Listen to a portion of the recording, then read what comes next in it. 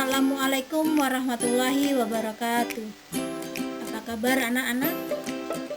Salam sehat untuk kita semuanya. Baiklah, pada pertemuan sebelumnya kita telah membahas tentang perubahan sosial budaya. Hari ini kita akan belajar tentang globalisasi.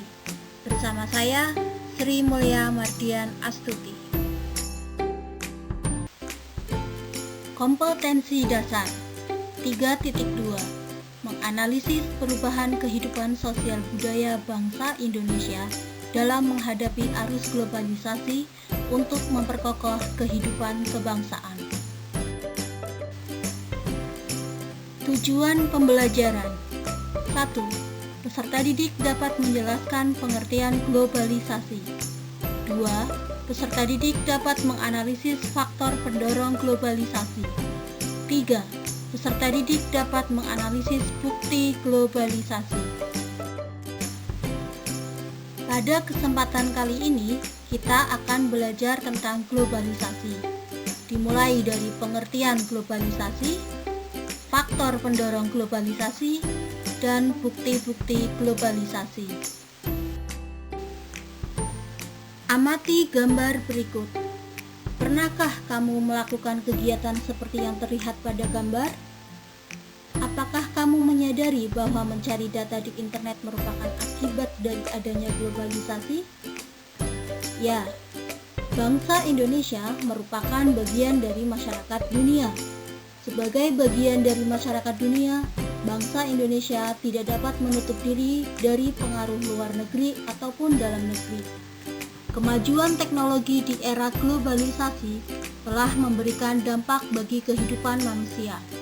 Salah satu dampak dari kemajuan teknologi di era globalisasi adalah terjadinya berbagai perubahan, terutama perubahan sosial budaya di kehidupan manusia, baik yang bersifat positif maupun negatif.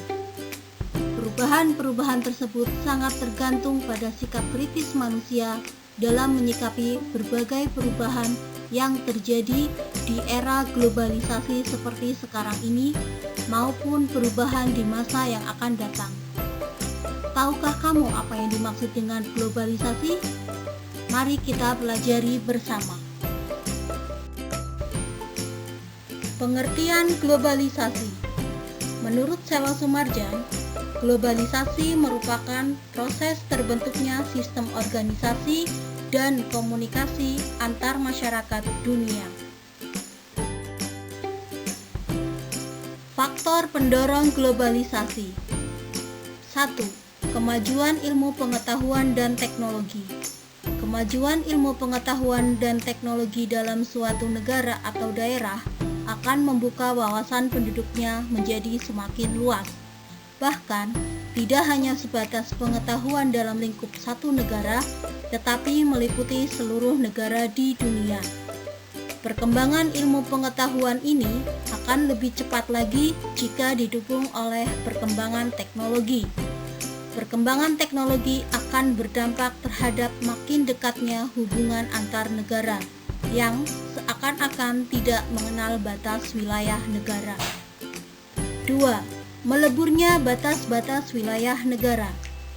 Hal yang dimaksudkan dalam meleburnya batas-batas antar wilayah negara yaitu untuk berhubungan antar negara prosesnya tidak lagi sulit dan berbelit-belit. Makin leburnya batas wilayah antar negara sangat mendorong terhadap proses globalisasi. 3. Terjadinya peleburan antar kelompok organisasi dan lembaga tertentu. Organisasi atau lembaga yang dimaksud adalah organisasi atau lembaga antar negara, seperti negara, organisasi perdagangan negara, dan sebagainya. Terjadinya peleburan organisasi-organisasi tingkat dunia, seperti menyatunya negara-negara Eropa dalam persatuan Uni Eropa, jelas akan mendorong proses globalisasi. Berbagai aspek kehidupan yang semula hanya ada dalam satu negara, sekarang akan muncul di percaturan dunia dan diketahui oleh negara-negara lain di dunia. Sebagai contoh, bersatunya negara-negara di kawasan Asia Tenggara dalam organisasi ASEAN. 4. Meningkatnya perdagangan dan migrasi internasional. Makin dekatnya hubungan antar negara di dunia melalui proses perdagangan dan migrasi, akan makin dekat hubungan antar negara tersebut. Jika hubungan antar negara makin dekat, seakan-akan batas wilayah antar negara menjadi makin kabur. Maka, terjadilah penyatuan antar warga negara yang berbeda-beda. Dengan demikian, proses globalisasi berjalan lancar.